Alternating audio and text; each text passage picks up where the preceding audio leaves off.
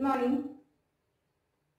നമുക്ക് ഇന്ന് ഇക്വിലിബ്രിയം റിയാക്ഷനെ ഗവേൺ ചെയ്യുന്ന ഫാക്ടേഴ്സ് എന്തൊക്കെയാണ്, അല്ലെങ്കിൽ factors that change the state of equilibrium. Equilibrium സ്റ്റേറ്റിനെ ചേഞ്ച് ചെയ്യുന്ന ഫാക്ടേഴ്സ് ഏതൊക്കെയാണെന്ന് നോക്കാം. നമുക്കറിയാം, നമ്മുടെ ഒരു റിയാക്ഷനെ ഡിപ്പെൻഡ് ചെയ്യുന്ന കുറേ ഫാക്ടേഴ്സ് നമ്മൾ പഠിച്ചിട്ടുണ്ട്. ടെമ്പറേച്ചർ, പ്രഷർ, കോൺസെൻട്രേഷൻ, അതേപോലെ തന്നെ കാറ്റലിസ്റ്റ്, പിന്നെ സർഫസ് ഏരിയ, റിയാക്ടന്റ് എത്രയാണ്, അതിന്റെ പാർട്ടിക്കിൾ സൈസ്, അതല്ലെങ്കിൽ സർഫസ് ഏരിയ, അങ്ങനെ കുറെ ഫാക്ടേഴ്സ് ഒരു റിയാക്ഷനെ ഡിപ്പെൻഡ് ചെയ്യുന്നുണ്ട്. അതേപോലെ സ്റ്റേറ്റ് ഓഫ് ഇക്വിലിബ്രിയത്തിനെ ഡിപ്പെൻഡ് ചെയ്യുന്ന ഫാക്ടേഴ്സ് ആണ് temperature, pressure and concentration. Temperature, pressure and concentration. So now we can see how these factors affect an equilibrium, state of equilibrium. എങ്ങനെയാണ് ഈ ഫാക്ടേഴ്സ് ഒരു ഇക്വിലിബ്രിയം സ്റ്റേറ്റിനെ എഫക്ട് ചെയ്യാന്നുള്ളത് നമുക്ക് നോക്കാം. ഓക്കെ, അപ്പോൾ ഇതാദ്യം, അല്ലെങ്കിൽ ഇക്വിലിബ്രിയം ഒരു ഇക്വിലിബ്രിയം സ്റ്റേറ്റിനെ ഏതൊക്കെ ഫാക്ടേഴ്സ് ആണ് ഗവേൺ ചെയ്യാതെ എങ്ങനെയാണെന്നൊക്കെ ആദ്യം സ്റ്റഡി ചെയ്തത് ലേ ഷാറ്റ്ലിയർ ആണ്. അതുകൊണ്ട് ഈ പ്രിൻസിപ്പലിനെ നമ്മൾ ലേ ഷാറ്റ്ലിയർ പ്രിൻസിപ്പൽ എന്ന് പറയും.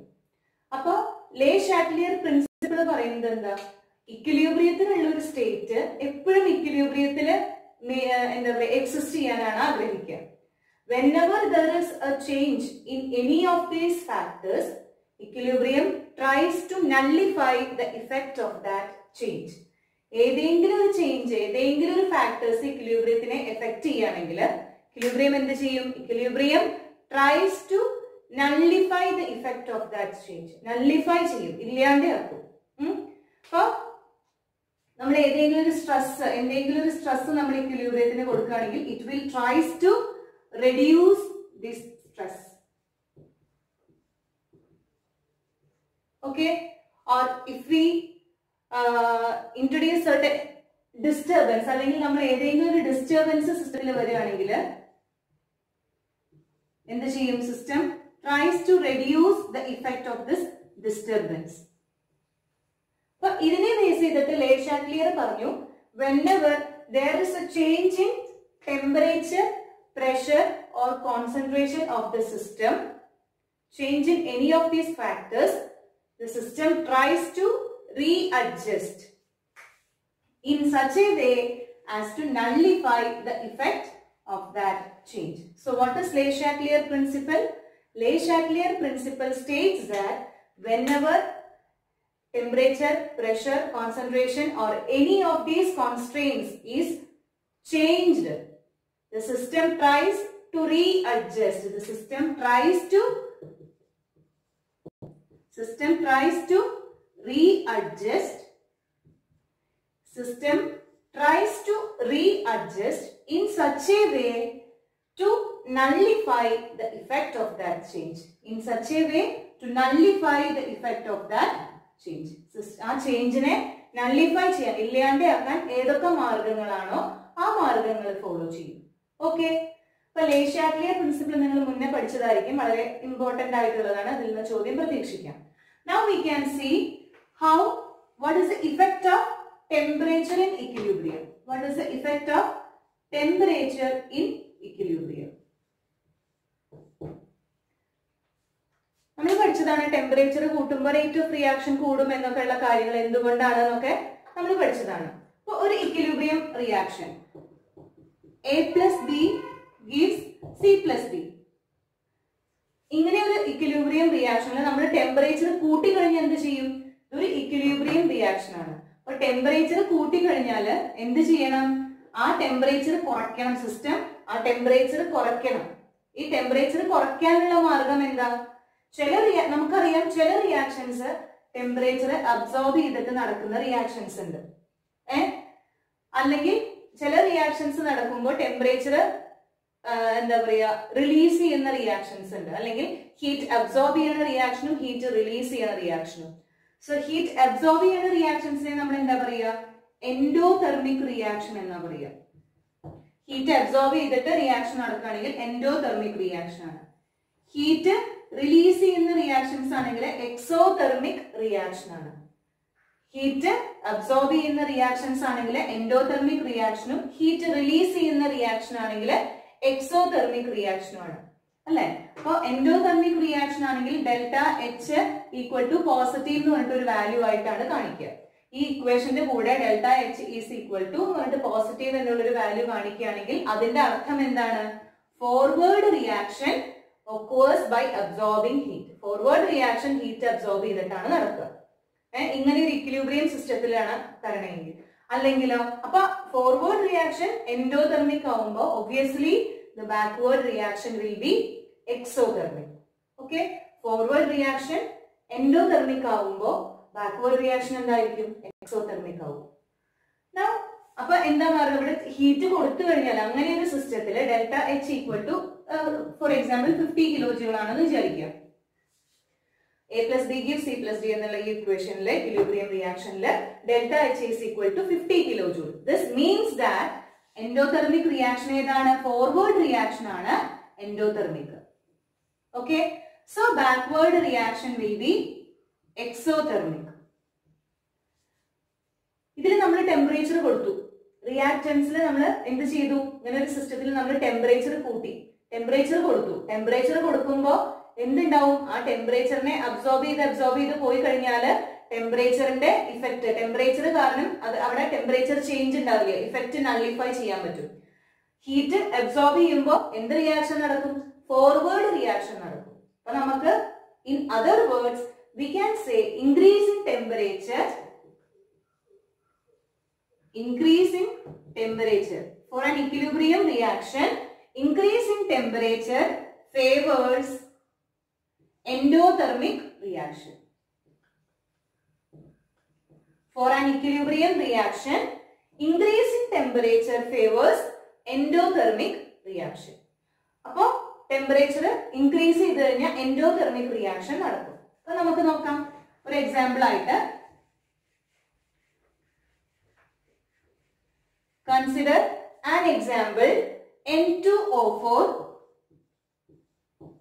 gas gives 2NO2. Delta H is equal to 59.68 kilojoule. Kilojoule per kilojoule. 59.68 kilojoule. Now ഇതിൽ നിന്ന് നമുക്ക് മനസ്സിലായി ഡെൽറ്റ എച്ച് പ്ലസ് ആയതുകൊണ്ട് ഫോർവേഡ് റിയാക്ഷൻ ആണ് എന്ത്? ഫോർവേഡ് റിയാക്ഷൻ ആണ് എൻഡോതെർമിക്. ബാക്ക്വേർഡ് റിയാക്ഷൻ എക്സോതെർമിക് ആണ്. ഫോർവേഡ് റിയാക്ഷൻ എൻഡോതെർമിക്കും ബാക്ക്വേർഡ് റിയാക്ഷൻ എക്സോതെർമിക്കും ആണ്. So what happens to this system if we increase the temperature? What happens to the system if we increase the temperature? What happens to the system if we increase the temperature? So we know that increasing temperature favors endothermic reaction. Temperature കൂട്ടി കഴിഞ്ഞാൽ heat absorb ചെയ്തിട്ട് നടക്കുന്ന റിയാക്ഷൻസിനെ favour ചെയ്യും. അങ്ങനെ ആവുമ്പോഴാണ് temperature change ഇല്ലാണ്ട് വരുന്നത്. That is, increase in temperature favors endothermic reaction. നമ്മൾ ചൂട് കൊടുത്തു കഴിഞ്ഞാൽ ചൂട് കൊടുത്തിട്ട് അല്ലെങ്കിൽ ടെമ്പറേച്ചർ അബ്സോർബ് ചെയ്ത് നടക്കുന്ന ഹീറ്റ് അബ്സോർബ് ചെയ്ത് നടക്കുന്ന റിയാക്ഷൻസ് ഏതാണോ അത് ഫേവർ ചെയ്യും. ഹീറ്റ് അബ്സോർബ് ചെയ്ത് നടക്കുന്ന റിയാക്ഷൻസ് എൻഡോതെർമിക് റിയാക്ഷൻ ആണ്. ഈ ഇക്വിലിബ്രിയം ഇക്വേഷൻ നോക്കിയപ്പോൾ അതിന്റെ ഡെൽറ്റ എച്ചിന്റെ വാല്യൂവിൽ നിന്ന് നമുക്ക് മനസ്സിലായി forward reaction is endothermic. So since the forward reaction is endothermic, increasing temperature causes the formation of NO2. NO2 ന്റെ ഫോർമേഷൻ കൂടും. Increasing temperature favors the formation of NO2. അല്ലെങ്കിൽ N2O4 ഡീകമ്പോസ് ചെയ്തിട്ട് NO2 form ചെയ്യുന്ന ആ decomposition റിയാക്ഷന്റെ rate കൂടും when the temperature is increased. Okay? അപ്പൊ ഇങ്ങനെ നമുക്ക് ടെമ്പറേച്ചറിന്റെ ഇഫക്റ്റ് ഏതൊക്കെ രീതിയിൽ ചോദിക്കാം? ഒന്ന് നമുക്ക് എങ്ങനെ ചോദിക്കാം? Suggest A method to increase the formation of NO2, അല്ലെങ്കിൽ നമ്മുടെ പ്രോഡക്റ്റ് അല്ലെങ്കിൽ പ്രോഡക്റ്റിന്റെ ഫോർമേഷൻ കൂട്ടാൻ വേണ്ടിയിട്ട് എന്തൊക്കെ ചെയ്യാൻ പറ്റും എന്നുള്ള രീതിയിൽ ചോദിക്കാം. അല്ലെങ്കിൽ ഇവിടെ ചോദിക്കാം what is the effect to this reaction when the temperature is increased decreased എന്ന് പറഞ്ഞിട്ട് ടെമ്പറേച്ചർ കൂട്ടി കഴിഞ്ഞാൽ ഈക്വിലിബ്രിയം റിയാക്ഷനിൽ എന്ത് ഇഫക്റ്റ് ആണ് വരിക എന്നുള്ള രീതിയിൽ ചോദിക്കാം. അപ്പൊ എങ്ങനെയൊക്കെ ചോദിച്ചാലും നമുക്കറിയാം when the temperature is increased it favors endothermic reaction. അപ്പൊ ഇതിന്റെ ഡെൽറ്റ എച്ച് വാല്യൂവിൽ നിന്ന് ഫോർവേഡ് റിയാക്ഷൻ ആണോ എൻഡോതെർമിക്, ബാക്ക്വേർഡ് റിയാക്ഷൻ ആണോ എൻഡോതെർമിക് എന്ന് നോക്കുക. If forward reaction delta H is positive, delta എച്ചിന്റെ വാല്യൂ പോസിറ്റീവ് ആണെങ്കിൽ we can say that the forward reaction is endothermic and obviously backward reaction will be exothermic. Delta H ന്റെ value positive ആണെങ്കിൽ നമുക്ക് എന്ത് പറയാം, forward reaction endothermic ആണ്, അപ്പോൾ backward reaction എന്താവും, എക്സോതെർമിക് ആവും. അങ്ങനെയാവുമ്പോ ടെമ്പറേച്ചർ കൂട്ടിക്കഴിഞ്ഞാൽ എൻഡോതെർമിക് റിയാക്ഷനെ ഫേവർ ചെയ്യും. അപ്പൊ ഇവിടെ എൻഡോതെർമിക് റിയാക്ഷൻ ഫോർവേഡ് റിയാക്ഷൻ ആണ്. Decomposition of N2O4 into NO2 ആണ് ഇവിടെ forward reaction. So increase in temperature favors the formation of NO2. NO2 ന്റെ ഫോർമേഷൻ കൂടും. ഓക്കെ, ഇതാണ് effect of temperature in the state of equilibrium. അല്ലെങ്കിൽ temperature change ഇക്വിലിബ്രിയത്തിനെ effect ചെയ്യുന്നത് ഇങ്ങനെയാണ്. Temperature കൂട്ടിക്കഴിഞ്ഞാൽ എന്ത് കൂടും, എൻഡോതെർമിക് റിയാക്ഷനെ ഫേവർ ചെയ്യും. Okay,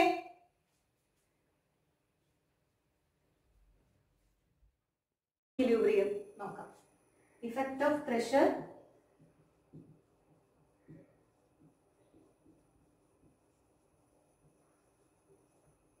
on equilibrium.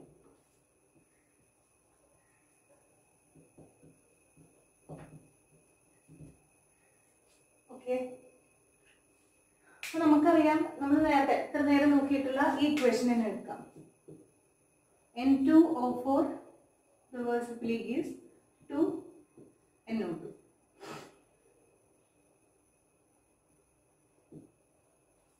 അപ്പൊ നമ്മളൊരു കാര്യം ചോദിക്കുകയാണ്, ഇപ്പൊ ഒരു റിയാക്ഷൻ സിസ്റ്റത്തിൽ ഞാൻ പ്രഷർ കൂട്ടി, പ്രഷർ കൂടുക എന്ന് പറയുമ്പോൾ എന്തുണ്ടാവും, അതിന്റെ വോളിയം കുറയും. That is pressure and volume is inversely related. അപ്പൊ പ്രഷർ കൂട്ടണമെങ്കിൽ വോളിയം കുറയും. വോളിയം കുറയുമ്പോൾ അതിലുള്ള കുറഞ്ഞ വോളിയത്തിൽ വോളിയം കുറയുമ്പോൾ നമ്പർ ഓഫ് മോളിക്യൂൾസിന്റെ എണ്ണം കൂടും. സപ്പോസ് നമ്മൾ ഇതില് റിയാക്ഷൻ കണ്ടക്ട് ചെയ്യാണ്, ഈ ഒരു വെസലിൽ റിയാക്ഷൻ കണ്ടക്ട് ചെയ്യാണ്. നേരത്തെ ഇങ്ങനെയായിരുന്നു, ഈ ഒരു വെസലിലായിരുന്നു നമ്മുടെ റിയാക്ടന്റ് ഉണ്ടായിരുന്നത്.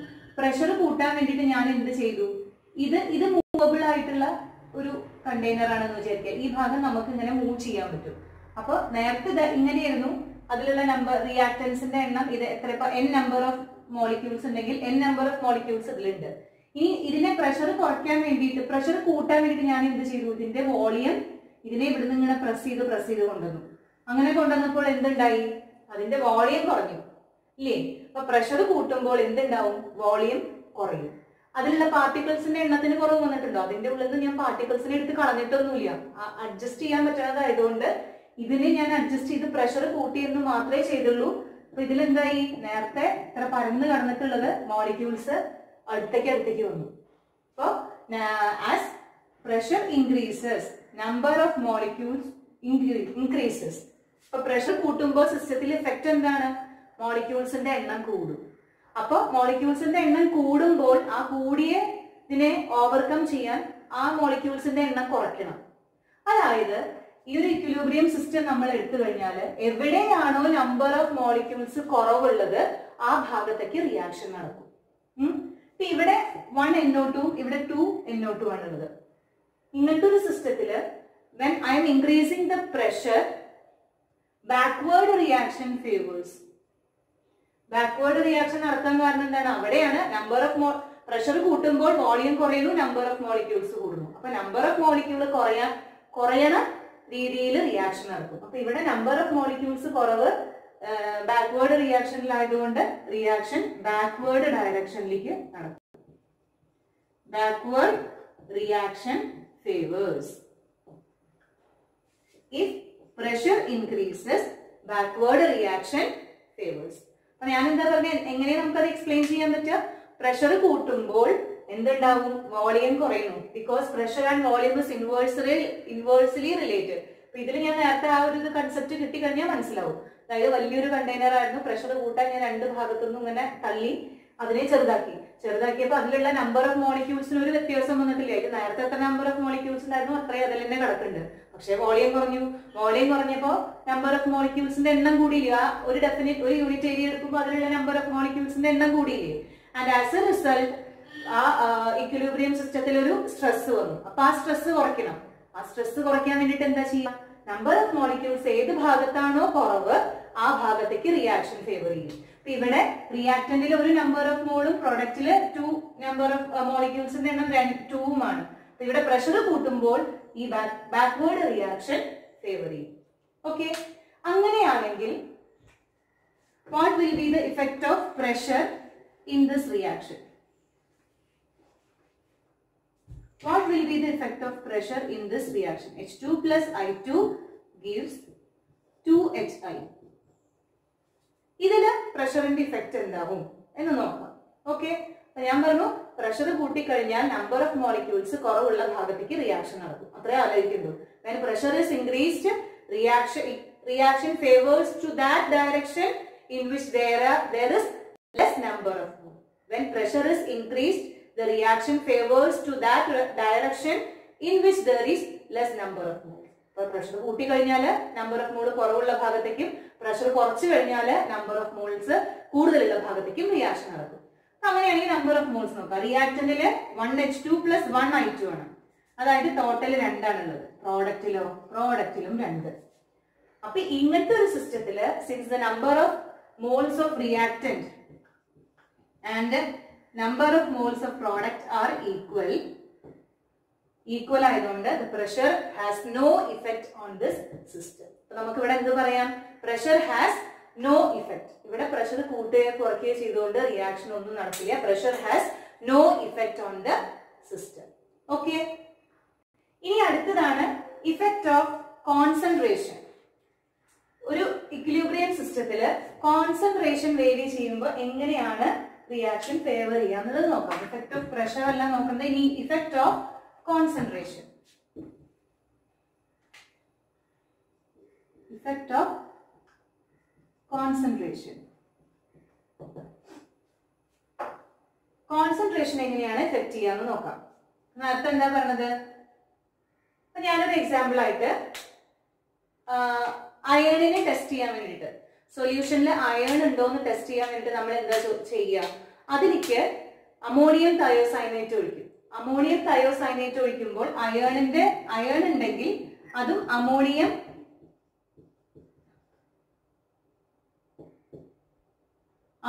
തയോസൈനേറ്റ് ഒഴിക്കുമ്പോൾ ഒരു സെക്കൻഡ്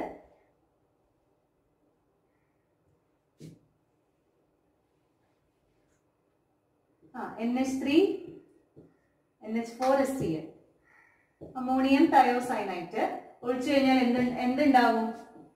FeSCN 2+ ഉണ്ടാവും.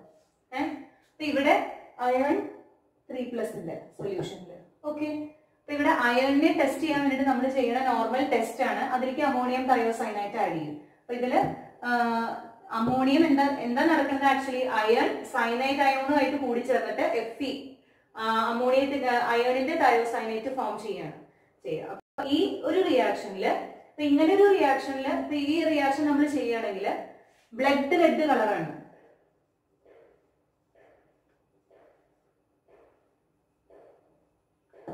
ബ്ലഡ് റെഡ് കളറാണ്. നമ്മുടെ ചോരയുടെ നിറയില്ലേ അതുപോലെയാണ് ഈ കളർ. അപ്പൊ ഇങ്ങനെ അത് പറഞ്ഞപ്പോഴാണ് ഞാനൊരു കാര്യം ആലോചിച്ചേ. നമ്മള് യൂട്യൂബ് വീഡിയോസ് ഒക്കെ നോക്കുകയാണെങ്കിൽ ബ്ലഡ് വിത്തൗട്ട് വൂണ്ട് എന്നൊക്കെ പറഞ്ഞിട്ട് ചില വീഡിയോസിന്, അതായത് എക്സിബിഷനോ അല്ലെങ്കിൽ അതേപോലെ കെമിസ്ട്രിയുടെ അല്ല എന്തെങ്കിലും ഒരു ഫെയർ, സയൻസ് ഫെയർ ഒക്കെ നടക്കുമ്പോൾ നമ്മൾ ചിലപ്പോൾ കണ്ടിട്ടുണ്ടാവും, അല്ലെങ്കിൽ ചിലര് വീഡിയോ കണ്ടിട്ടുണ്ടാവും. മുറിവില്ലാതെ ചോര വരുത്തരുത് കാണിച്ചു തരാമെന്ന് പറഞ്ഞിട്ട് ചെയ്യുന്നത്. അപ്പൊ അവിടെ ആക്ച്വലി ഇതാണ് നടക്കുന്നത്. മുറിവില്ലാതെ ചോര വരുത്തുന്നിട്ട് അവരെന്താ ചെയ്യുക? നമ്മൾ ബ്ലഡ് എടുക്കണ മാതിരി, അല്ലെങ്കിൽ സൂചി കുത്താണ്ട് സിറിഞ്ചിൽ നിന്ന് നിങ്ങളുടെ ബ്ലഡ് എടുക്കാം എന്ന് പറഞ്ഞിട്ട് അങ്ങനെ ഫേക്ക് ആയിട്ട് സയൻസ് ആണ് അവിടെ, ഈ ഒരു റിയാക്ഷൻ ആണ് അവിടെ നടക്കുന്നത്. നമ്മളെ പറ്റിക്കുക അല്ലെങ്കിൽ ഒരു എന്റർടൈൻമെന്റ് പർപ്പസിന് വേണ്ടിയിട്ട് ഉപയോഗിക്കുന്ന ഒരു റിയാക്ഷൻ ആണിത്. ബ്ലഡ് വിത്തൗട്ട് വൂണ്ട് എന്നൊക്കെ പറഞ്ഞിട്ട് നമ്മൾ ചെയ്യണതാ. ആർട്ടിഫിഷ്യൽ ബ്ലഡ് എന്നൊക്കെ പറഞ്ഞിട്ട് ചെയ്യണതാണ്. അപ്പൊ അതിലെന്താ നടക്കണേന്ന് വെച്ചാല് അതിൽ ചെയ്യുക അമോണിയം തയോസൈനേറ്റ്. നമുക്കറിയാം ബ്ലഡ് എടുക്കുന്ന സമയത്ത് ഒരു കോട്ടൺ വെച്ചിട്ട് റബ്ബ് ചെയ്യും, നമുക്ക് തണുപ്പുണ്ടാവും. അതേപോലെ ഇതിൽ ഇവരെന്ത് ചെയ്യും, അസറ്റോൺ അങ്ങനത്തെ ആൽക്കഹോളാണ് ഇവിടെ ചെയ്യുക, റബ്ബ് ചെയ്യണത്. അസറ്റോൺ അല്ല, ഐസോപ്രോപ്പൈൽ ആൽക്കഹോളാണ് റബ്ബ് ചെയ്യുക. അതിന് പകരം നമ്മൾ എന്താ ചെയ്യേണ്ടത്, ഇവിടെ അമോണിയം തയോസൈനേറ്റിന്റെ സൊല്യൂഷൻ റബ്ബ് ചെയ്ത് കൊടുക്കുക. അയണിന്റെ സൊല്യൂഷൻ റബ്ബ് ചെയ്യും. എന്നിട്ട് എന്ത് ചെയ്യും, ഈ ടെസ്റ്റ് ട്യൂബില് നമ്മൾ സിറിഞ്ച് എടുക്കുകയാണെങ്കിൽ സിറിഞ്ച് ഓൾറെഡി അമോണിയം തയോസൈനേറ്റിൽ നിന്ന് ഇതാക്കിയിട്ടുള്ളത്, അതിന്റെ ഉള്ളിൽ കുറച്ച് അമോണിയം തയോസൈനേറ്റ് വാഷ് ചെയ്തതിന് ശേഷം അതൊന്ന് ഇതാക്കിയിട്ടുള്ള സൊല്യൂഷൻ എടുക്കുക. എന്നിട്ട് നമ്മൾ എന്ത് ചെയ്യുക, ഇവിടെ നിന്ന് ആ പഞ്ഞി അതിന്റെ മുകളിൽ വെച്ചിട്ട് അതിന്റെ മുകളിൽ നിന്ന് നമ്മൾ സിറിഞ്ച് ഇങ്ങനെ വലിക്കുകയാണെങ്കിൽ പഞ്ഞിയുടെ മുകളിലുള്ള അയണിന്റെ സൊല്യൂഷൻ ഈ തയോസൈനേറ്റുമായിട്ട് കൂടി ചേർന്നിട്ട് അതിന്റെ ഉള്ളില് ഫില്ലറിൽ സിറിഞ്ചിന്റെ ഉള്ളില് ബ്ലഡ് പോലെ അങ്ങനെ നിറഞ്ഞു വരും. അപ്പൊ അത് ആർട്ടിഫിഷ്യൽ ബ്ലഡ് എന്ന് പറഞ്ഞിട്ട്, അല്ലെങ്കിൽ ബ്ലഡ് വിത്തൗട്ട് വൂണ്ട് അല്ലെങ്കിൽ വിത്തൗട്ട് കട്ട് എന്നൊക്കെ പറഞ്ഞിട്ട് എക്സ്പെരിമെന്റ് സയൻസ് ഫെയറിനൊക്കെ ചെയ്യുന്ന കാണാം. ചെറിയ കുട്ടികളൊക്കെ ചെയ്യലുണ്ടാവും, നിങ്ങൾ ചിലപ്പോൾ ചെയ്തിട്ടുണ്ടാവും, അല്ലെങ്കിൽ യൂട്യൂബ് നോക്കിക്കഴിഞ്ഞാൽ വീഡിയോസ് കാണാം. അപ്പൊ അവിടെ നടക്കുന്നത് ഈ റിയാക്ഷൻ ആണെന്ന് പറയാം. അപ്പൊ ഈ പറഞ്ഞപ്പോ ജസ്റ്റ് ഒന്ന് ഓർത്തൊക്കെ പറഞ്ഞു എന്ന് മാത്രം. ഇവിടെ നോക്കൂ, അപ്പൊ ഈ നമുക്ക് പോയിന്റിലേക്ക് വരാം. Effect of concentration on equilibrium എന്നാണ് പറഞ്ഞത് അല്ലെ. കോൺസെൻട്രേഷൻ എങ്ങനെയാണ് ഇക്വിലിബ്രിയത്തിനെ എഫക്ട് ചെയ്യുക. അപ്പൊ അയൺ തയോസൈനൈറ്റുമായിട്ട് കൂടി ചേരുമ്പോൾ ബ്ലഡ് റെഡ് കളറിലുള്ള അയൺ തയോസൈനൈറ്റിന്റെ കോംപ്ലക്സ് ഫോം ചെയ്യും. അപ്പൊ ഇതിൽ കൂടുതൽ അയൺ ഉണ്ടെങ്കിൽ ബ്ലഡ് റെഡ് കളർ ഇന്റൻസ് ചെയ്യും, അതായത് അത് ഒന്നുകൂടി ഇന്റൻസിഫൈ ചെയ്യും, ഇതിന്റെ ബ്ലഡ് റെഡ് കളർ ഒന്നുകൂടി കൂടും. അപ്പൊ അത് കാണിക്കുന്നത് എന്താ, റിയാക്ടന്റിന്റെ കോൺസെൻട്രേഷൻ കൂടുന്നതിനനുസരിച്ചിട്ട് പ്രോഡക്റ്റിന്റെ കോൺസെൻട്രേഷനും കൂടുന്നു. അപ്പൊ ഇനി വേറൊരു നേരത്തെ നമ്മൾ പറയുന്ന equation N2O4 reversibly gives 2NO2. അപ്പൊ നമ്മൾ ഇതിൽ ചോദിക്കുകയാണ്, if NO2 is added to the system in equilibrium, what happens? ഇതിലേക്ക് ഈ ഇക്വിലിബ്രിയം സ്റ്റേറ്റിലേക്ക് നമ്മൾ എന്ത് ചെയ്തു, ഇതിലേക്ക് NO2 ആഡ് ചെയ്ത് കഴിഞ്ഞാൽ what will be the effect എന്ന് പറഞ്ഞിട്ട് ചോദിക്കും. അപ്പൊ ഇവിടെ NO2 ആഡ് ചെയ്യാന്ന് പറയുമ്പോൾ എന്തുണ്ടാവും, NO2ന്റെ കോൺസെൻട്രേഷൻ കൂടുക. അപ്പൊ NO2ന്റെ കോൺസെൻട്രേഷൻ കുറയ്ക്കണം. അപ്പൊ NO2ന്റെ കോൺസെൻട്രേഷൻ കുറയപ്പോഴാണ് ഇവിടെ ഫോർവേഡ് റിയാക്ഷൻ എന്ന് പറയുന്നത് NO2ന്റെ പ്രൊഡക്ഷൻ ആണ്, NO2 ഉണ്ടായിക്കൊണ്ടിരിക്കുക ചെയ്യുക. ബാക്ക്വേർഡ് റിയാക്ഷനിൽ എന്താ, NO2 കൺസ്യൂം ചെയ്യും, അതിന്റെ ഡീകമ്പോസിഷൻ ആണ്, N2O4 ആയിട്ട് മാറുകയാണ് ചെയ്യുന്നത് അല്ലെ. അപ്പൊ ഈ ഒരു ഇക്വിലിബ്രിയം സിസ്റ്റത്തിലേക്ക് നമ്മൾ കൂടുതൽ NO2 ആഡ് ചെയ്ത് കഴിഞ്ഞാൽ equilibrium favours backward direction. Because NO2 add ചെയ്യുമ്പോൾ NO2ന്റെ കോൺസെൻട്രേഷൻ കൂടും, കുറയ്ക്കാനുള്ള മാർഗം ബാക്ക്വേർഡ് റിയാക്ഷൻ വേഗം നടത്തുക എന്നുള്ളതാണ്. ഓക്കെ, അപ്പൊ അങ്ങനെയൊക്കെയാണ് കോൺസെൻട്രേഷൻ എങ്ങനെയാണ് ഒരു ഇക്വിലിബ്രിയം സിസ്റ്റത്തെ ഇഫക്ട് ചെയ്യുക എന്നുള്ളത് നോക്കുക. ഓക്കെ, അപ്പൊ ഇനി ഒന്നുകൂടി നമ്മൾ സമ്മറൈസ് ചെയ്ത് പറയുകയാണെങ്കിൽ, നമ്മൾ ഇന്നലെ ടെമ്പറേച്ചർ നോക്കി. ഇപ്പൊ ഇക്വിലിബ്രിയത്തിനെ എഫക്ട് ചെയ്യുന്ന ഫാക്ടേഴ്സിൽ ആദ്യത്തെ ടെമ്പറേച്ചർ എങ്ങനെയാണ് ഇക്വിലിബ്രിയത്തിനെ എഫക്ട് ചെയ്യുക, പ്രഷർ എങ്ങനെയാണ് ഇക്വിലിബ്രിയത്തിനെ എഫക്ട് ചെയ്യുക, അതേപോലെ കോൺസെൻട്രേഷൻ എങ്ങനെയാണ് ഇക്വിലിബ്രിയത്തിനെ എഫക്ട് ചെയ്യുക എന്നുള്ളതാ പറഞ്ഞത്. അപ്പൊ ടെമ്പറേച്ചർ ഇൻക്രീസ് ചെയ്ത് കഴിഞ്ഞാൽ ടെമ്പറേച്ചർ കൂടും, അതിനെ കുറയ്ക്കാൻ വേണ്ടിയിട്ട് ടെമ്പറേച്ചർ അബ്സോർബ് ചെയ്ത് നടക്കുന്ന എൻഡോതെർമിക് റിയാക്ഷൻ നടക്കും. When temperature is increased, endothermic reaction favors. അത് ബാക്ക്വേർഡ് ഡയറക്ഷൻ ആണ് എൻഡോതെർമിക്, ഈ ബാക്ക്വേർഡ് ഡയറക്ഷനിൽ നടക്കും. ഫോർവേഡ് റിയാക്ഷൻ ആണ് എൻഡോതെർമിക്, ഫോർവേഡ് ഡയറക്ഷനിൽ നടക്കും. ഓക്കെ, അടുത്തതാണ് പ്രഷർ. പ്രഷർ ഇൻക്രീസ് ചെയ്ത് കഴിഞ്ഞാൽ equilibrium favors in that direction.